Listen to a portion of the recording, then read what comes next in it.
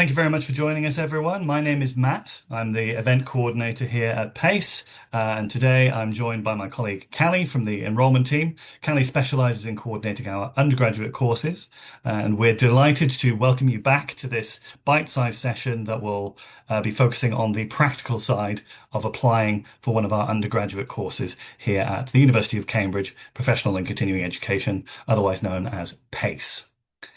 Now, a strong application isn't about you saying the right thing necessarily. It's about helping us to understand who you are and what motivates you, and why this course is the right next step for you in your learning journey. You had the options to send us your questions in advance whenever you registered for this event, and later on in the event, we're going to be covering as many of these questions as we can. You can also leave us live questions that we'll respond to later using the Q&A function that's at the bottom of your screen. Now, I can't guarantee we'll be able to get to all of the questions, but we'll cover as many as we can, and any glaring omissions we'll make sure are answered in our post-event follow-up email that's coming out later this week. Similarly, if you have any burning questions left at the end of this session, please feel free to reach out to us via the Contact Us form on our website. This is the second of 3 sessions taking place this week. Tomorrow's event will be highlighting 3 of our student learners who can speak directly to their experience of learning with us. All of these sessions will be recorded and they'll be available to view on our YouTube channel by the end of the week. I'd also like to thank our colleagues in the TEL team. Miracle is helping us out with tech support, and we'll be posting helpful links throughout the event. So please keep an eye there for useful supporting videos and articles from our website. So what are we looking for? Often we encounter applicants who just assume right off the bat that Cambridge isn't an option for them, or that we're searching for perfection. And I want to guarantee you that we're not. We're just looking for evidence of curiosity, commitment, motivation, and a readiness to study. Our courses, as we mentioned yesterday in our course overview, all of our courses are designed to be accessible, and many of our learners are either returning to education after a long time away or trying out a completely new discipline for the first time. Our application requirements aren't trying to catch anyone out, they're just there to help us understand what your goals are and how studying with us can help you to achieve them. At the certificate level, our undergraduate courses require no prior academic or work experience with a subject.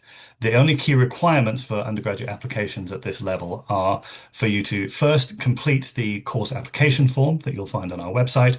This just includes basic personal details and your educational background. Secondly, there's a short personal statement. Callie will speak to this a little bit more shortly, but we're able to provide guidance about what you should be including in this. If you progress to the diploma level, you may be asked to provide a writing sample, particularly for any of our creative writing courses, alongside your personal statement. And for our advanced diplomas, which are equivalent to basically a 3rd-year undergraduate, you will need to provide a research proposal along with your personal statement. Finally, and I would like to stress this, if English is not your first language, you will need to meet one of our accepted language proficiency requirements, such as the IELTS at academic level, IELTS for UKVI academic, IELTS 1 skill retake, or Cambridge English C2 proficiency. I'm going to hand over now to Callie, who can offer some advice on how you can build a very strong personal statement as part of your application. Over to you, Callie. Thank you, Matt, and good afternoon, everybody. Thank you for joining us. So one of the questions that we're asked most often is, what should I include in my personal statement? And as Matt mentioned, it's not a complicated process applying for one of our courses. And when you're looking at your personal statement, one of the simplest way that you can structure it is by answering 3 quick key questions. Sorry. So the first question is, why now? So why is this the right time to start studying for you personally? What has inspired or motivated you to take this step? Think of those kind of questions when you're looking at framing that first answers to that first question. The second question is, why this course? So what we really want to see here is that you've explored the course. So tell us what interests you about the course, what interests you about the content, what you hope to learn, and how it aligns with your interests or your goals. And then the third question we ask you to think about is, why Cambridge? There's lots of providers out there. Why do you want to study with us here at Cambridge Professional and Continuing Education specifically? What is it about the university, our teaching, all the learning experiences that appeals most to you? So, I think make it really personable to you. Be yourself. We're not looking, as Matt said, for the perfect application or the perfect personal statement. We're looking for an authentic one. So, the strongest applications really that we see are honest, they're personal, they're thoughtful, and they just really give us a real sense of who you are and why you're excited to study with us. So, as Matt mentioned, we are going to be fielding some of the questions that you sent in before the session and any that you have during the session. But before we move on to that, I just want to take a quick moment to explain what happens to you after you submit your application and just highlight a few key deadlines that I think it's worth you being aware of. So once you've submitted your application, what happens next really kind of depends on the course that you've applied for. So if you're applying for one of our certificate courses, your application will be processed by our admissions team and they will go through and look at any kind of conditional offers that they need to be sending out. If you're applying for our diploma or our advanced diploma courses, your application is first reviewed by the relevant academic director or the relevant academic course director. And what they'll do is they will assess your personal statement, but alongside that, they'll also assess your writing sample or research proposal, if that's applicable to the course that you're applying for, before they make that academic decision. In some cases, they may recommend a different course if they feel that it would be a better fit for your interests or the experience that you hold. So make sure when you're applying, you put as much information down as possible about any kind of professional or academic experience that you've got, but also why this course and why this level of the course is something that you're really interested in pursuing. So if your application is successful, our admissions team will then issue you with a conditional offer. And that conditional offer will outline any outstanding requirements that you need to meet before your place can be confirmed. So with that in mind, I'll just touch on some of the key dates that I wanted to share with you. So we have two application deadline dates that you may see on our website. The first is the 2nd of August, and that is only applicable to people that are applying for our advanced diploma courses. So if the advanced diploma is something you're interested in, please remember the application deadline is fast approaching. It's the 2nd of August. If you're interested in our certificate or diploma level courses, the application deadline for those is the 2nd of September. So you've got a little bit longer, but it's the 2nd of September. So please do put those in your diaries. There is a loose deadline to meet any outstanding admissions requirements. So if you're sent a conditional offer, we're asking you that the latest you meet those conditions is the 15th of September. And the deadline to confirm your place on the course, which is a hard deadline, is the 22nd of September. And what we mean by confirming your place is you've received an offer, you've met all of your conditions, you've received an offer, and you've booked onto your course and you've paid your first instalment. Or if you're funding your course via student loan, you've paid your deposit for the course. One thing that I do really want to emphasize and encourage is we ask that you think of those dates as deadlines and not targets. If you are able to meet your conditions earlier or confirm your place before those dates, we strongly advise that you do that. Once you have enrolled, and for those of you that were on the session yesterday, I touched on the access that you'll get to the undergraduate resource area on our virtual learning environment. As soon as you've enrolled and you've booked and you've paid, you will find a wealth of Get Study resources available on that platform to really help you prepare before your course begins. Also within that virtual learning environment, there is an opportunity for you to virtually meet peers that are going to be studying alongside you on your course, or those peers that are studying on other undergraduate courses that are running in the same academic year. So essentially, the earlier you enroll, the more time that you're going to have to familiarize yourself with the platform and really make the most of those resources. Just to say as well, those deadlines are the same regardless of whether you're applying from the UK or internationally. So we would always encourage you to apply as early as possible. And this is especially important, as Matt mentioned earlier, if English isn't your first language. Another question that we're asked quite a lot by international learners is whether we can assess whether they're going to need to do an English language test or not before they apply. Unfortunately, we can't do that. Our admissions team need to do that, and the only way that they can kind of determine that is once they've reviewed your application. So please put as much information into your application as possible to give our admissions team the best chance to assess that situation. Um, Another question that we're asked, which I don't think has been sent to us in advance, is whether there's a difference on course fees for our home or international students. For our online courses, the price that you see on the course page is fixed, regardless of whether you're studying from the UK or whether you're studying internationally. There isn't a different cost if you're not based here in the UK. And I just wanted to clear that up because we get that quite a lot. But I just want to say, and I'll say this throughout the rest of the session, throughout the whole process. So from the moment you're thinking about considering studying with us, all the way through your application process, even once you're enrolled on the course. Um, if you have any questions whatsoever, myself and my colleagues in the enrollment team are here to support you. So please do get in touch with us. We love to speak to prospective students. We love to speak to applicants. So please do get in touch if you have any questions that you need clarifying. So I think that brings us to the end of what Matt and I wanted to talk about before we moved on to questions. What I will just say before we move on is if you are ready to apply, you will find everything that you need on the relevant course pages on our website. But if you would like to hear more about the student experience, as Matt mentioned earlier, don't forget to join the Meet the Student, sorry, session tomorrow. You'll have the opportunity to ask our current students about their journey, right from the point of what course they were choosing between the application process and then enrolling and onboarding onto their course and what it's really like to study with us here at Cambridge.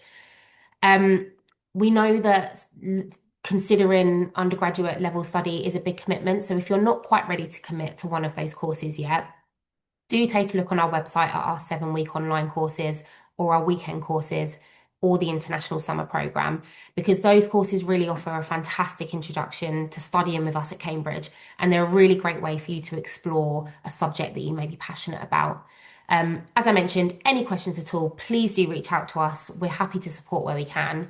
And I just want to finish off by saying, we know that applying to study at Cambridge can feel like a big step, but it could also be the start of an incredibly rewarding journey. So we really do look forward to receiving your application and hopefully welcoming you into our Cambridge professional and continuing education community, but also the wider community here at Cambridge. So thank you again for joining us today, and I will hand back over to you, Max. I think we're going to move on to questions. Yes, thank you very, very much, Callie. We've started receiving some live questions through. I encourage you guys, if you've got any live questions, please put them in the Q&A function. We're going to have a bit of a mix of some of our greatest hits of FAQs, some questions that we've received in advance, and as many live questions as we can. There's one major element that we've not really addressed yet so far, which is regarding scholarships, bursaries, and other funding support and opportunities that might be available to UK and international students. So, Callie, that's a big, big topic. I'm going to throw to you now. What kind of opportunities are there available for applicants whenever they're considering scholarships and bursaries and the like? Yeah, thank you, Matt. So some of you may be aware, if you've had a little look on our website, that we do offer us a portfolio of bursaries for our undergraduate courses. I do just have to say that our bursaries for this current academic year are closed. But if you are considering studying with us in the next academic year, you will be able to apply for one of those bursaries. It's just to say the bursaries that we offer do vary in both value and eligibility criteria, but the majority are open to international applicants. So one of the things that I would advise you to do is to visit our fees and funding section of our website. And I think Miracle has just put the link in the chat. Thank you, Miracle.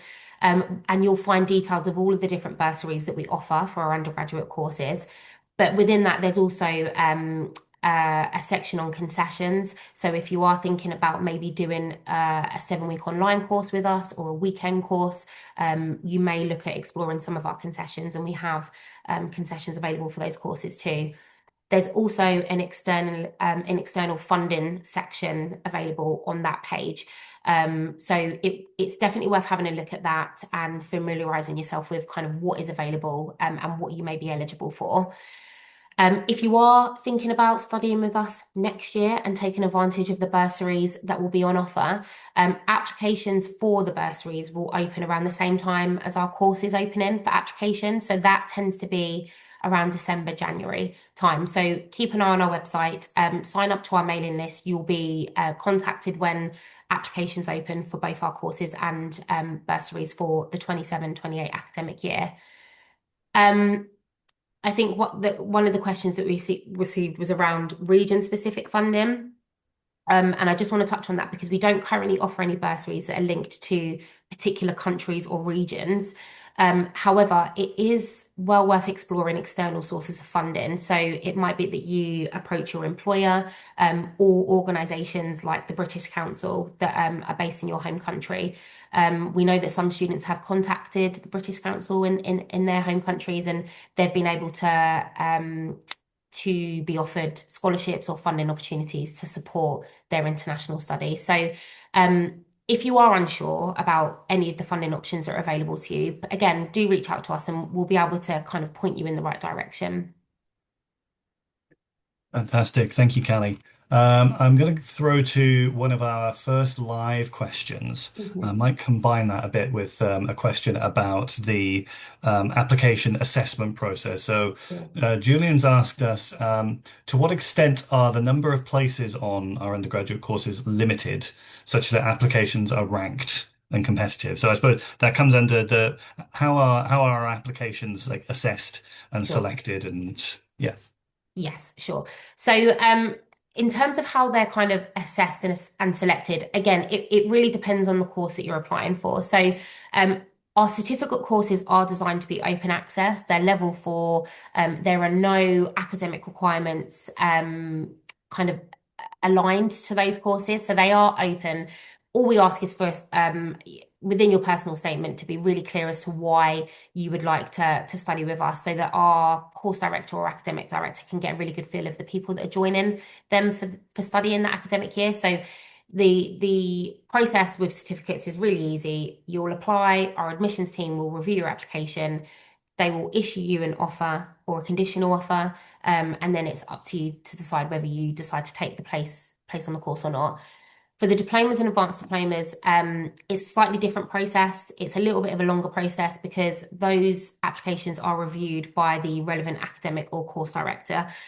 What they'll do, again, our courses aren't capped on numbers. I just want to say there isn't a maximum number of students that we'll have in a course. However, because we want our courses to be as engaging and for our students to get as much out of the sessions as possible, what we might do is we might close cohorts. So it might be that we have 40 students enrolled on the certificate in history, but within that, our academic says, well, actually, I think we need to have the sessions at 20 students per class to make sure that everybody gets an opportunity to share their experiences, input into the discussions. So we won't ever close a course because it's capped, but we will look at condensing the classroom sizes. So it might be that there are 40 people on your course, but you'll only be in 15 to 20 people within a discussion session. So please don't feel like they're being ranked against other students, because they're not. The only way with our diplomas and our advanced diplomas where you may what they will look at is whether your experience, or your personal statement, writing sample, whatever it is that is required of the application process, meets the needs for that course. What our academic directors may do is they may feel that another course may be a better fit for you, and it might be that they say actually it would be good for you to start at a certificate level, for instance. So that's the only way that they're really kind of ranked and assessed. It's not unfortunately we're at maximum capacity. I hope that answers the question, Matt. Yes, I think that's a really, really great answer. Thank you, Callie. One quick question so a live question from Abby. Do I Mhm. need to attach a reference to my application? No. So for all of our undergraduate courses, there isn't any need for you to attach a reference. It's just a personal statement or writing sample slash research proposal. Amazing. Thank you. I'll have another quick fire one because I've realized it's probably worth us restating. Who is eligible to apply, particularly younger applicants? What is our age limit? So yes, so there is an age limit on our courses.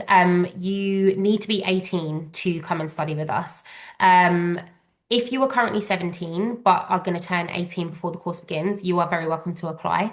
But there is a cap on a minimum age. Saying that, there is not a cap on a maximum age. We have students studying with us in their 90s, their 80s, so there is no maximum end to who can come and study with us. I think it's just really worth noting that one of the things that we're really passionate about here at Pace is opening access to a Cambridge education.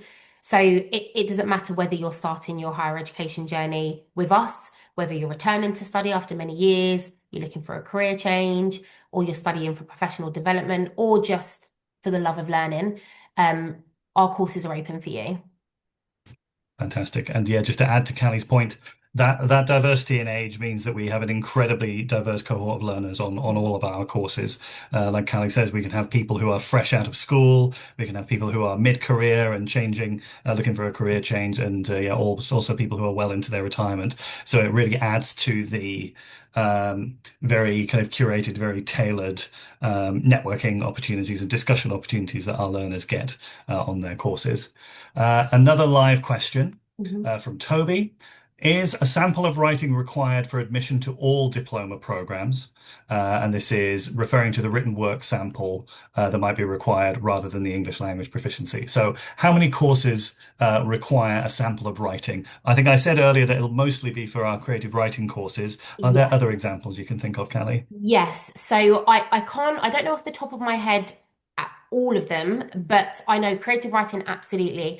And I'm pretty sure there is a writing sample that is required for international relations. I'm not sure on the history of art and history. Oh no, there's not a diploma in history, is there? I'm not sure on the history of art or the archaeology courses, but I can check that Yeah. and we can And follow I up in presume our that they'll all be on the requirements tab on the relevant absolutely, course yeah. page. So Yes. yes, definitely if you're going to be going into creative writing, you will absolutely need one, and they will be required for some other courses as well. Mhm. Um, Next question, another live. I won't guess which of those is the first name, but when would be the best time to start contacting potential supervisors if I'm planning to apply for a PhD in neuropsychology for 2027? So that might be a little bit outside of our purview, but Yeah. maybe speaking to how the this progression can lead towards PhD study. Yeah. Yeah, when's the best time to consider contacting potential supervisors if planning for a PhD in 2027? So we don't offer PhDs here at Pace. So what I would, the only thing that I would suggest is if you have an idea of where you would like to do your PhD, if you know the institute, if it's Cambridge or if it's another higher education institution, I would contact them directly. Let them know that you are planning on doing a PhD in neuropsychology and ask for some guidance from them. They'll be best placed to get what I don't want to do. We don't offer a PhD, so I don't want to tell you a time and a date and actually be really far off. So I would approach the higher education institute that you're hoping to study with and direct that question towards them. Thank you, Callie. Going backwards a little bit on our list for one of the pre-prepared questions. If I've already applied, can I improve or update my application? For example, my personal statement. So maybe somebody who's already put their application in and is looking to Yes. update it before the 2nd of September deadline. Of course. And it's a really good question because, accidents happen. Sometimes you upload your first draft rather than your final draft, and that's totally fine. It's totally understandable. What I would say is yes, you absolutely can improve or update your application. But my advice would be just let us know as soon as possible. We've got a really fantastic admissions team here, and they work really, really hard to process applications as quickly as possible for students often within a few days. So for our certificate courses, that might mean that your application, by the time you contact us to say, oh, actually, I'd like to update my personal statement, it may have already been processed by our admissions team. They're really efficient. For our diploma and advanced diploma courses, there is a little bit of flex on that because obviously we have to send them to the academic team for review. So there is a little bit of leeway with that. Once your application is being processed by our admissions team or is sat at the review stage with our academic director, it might be too late to make those changes. So if you do want to update anything, please do let us know as soon as possible. Ideally, within a day of submitting your application, and we'll do our best to make those changes before it's being picked up by the relevant teams. Thank you, Callie. Another quick one. When can applicants expect to receive an admissions decision? Yeah. How long does it take between submission and Submission. confirmation? Yeah. So again, apology, I'm starting every answer with it varies, but it does depend on the course that you've applied for. So as I mentioned, our certificate courses turnaround time is very quick. They're open access courses. The only thing that our admissions team will be checking is kind of English language assessments and those kind of things. So what I would say, unless you've been contacted by them directly to request any further information to support your application, you can normally expect to have an update on your application within a week, sometimes sooner than that.